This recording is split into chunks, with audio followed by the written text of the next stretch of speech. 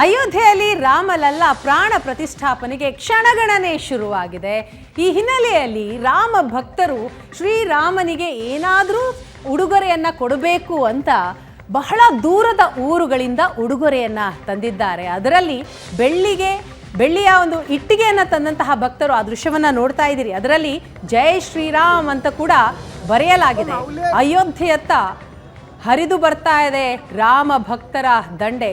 ಬರ್ತಾ ಇರುವಂತಹ ಭಕ್ತರು ಒಂದಲ್ಲ ಒಂದು ಉಡುಗೊರೆಯನ್ನ ರಾಮನಿಗೆ ತರ್ತಾ ಇದ್ದಾರೆ, ರಾಮನಿಗೆ ಅರ್ಪಿಸ್ತಾ ಇದ್ದಾರೆ. ಅದರಲ್ಲಿ ಬೆಳ್ಳಿ ಇಟ್ಟಿಗೆ ದೃಶ್ಯವನ್ನ ನೋಡ್ತಾ ಇದ್ದೀರಿ. ಅದರಲ್ಲಿ ಜೈ ಶ್ರೀರಾಮ್ ಅಂತಲೂ ಕೂಡ ಬರೆಯಲಾಗಿದೆ.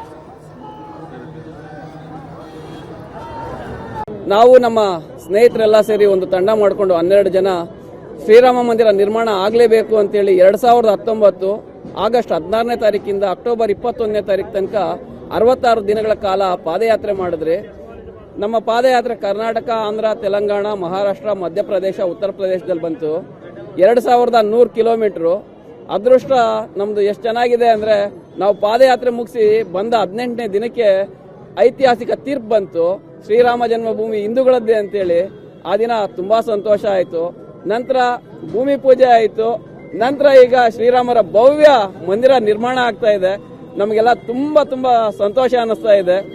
ನಾವು ನಮ್ಮ ಸ್ನೇಹಿತರೆಲ್ಲ ಸೇರಿ ಒಂದು ತಂಡ ಮಾಡಿಕೊಂಡು 12 ಜನ ಶ್ರೀರಾಮ ಮಂದಿರ ನಿರ್ಮಾಣ ಆಗಲೇಬೇಕು ಅಂತೇಳಿ 2019 ಆಗಸ್ಟ್ 16ನೇ ತಾರೀಕಿಂದ ಅಕ್ಟೋಬರ್ 21ನೇ ತಾರೀಕು ತನಕ 66 ದಿನಗಳ ಕಾಲ ಪಾದಯಾತ್ರೆ ಮಾಡಿದ್ರೆ.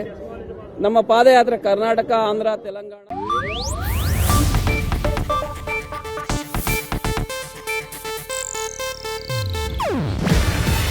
ಇದು ಏಷ್ಯಾನೆಟ್ ನ್ಯೂಸ್ ನೆಟ್ವರ್ಕ್ ಪ್ರಸ್ತುತಿ.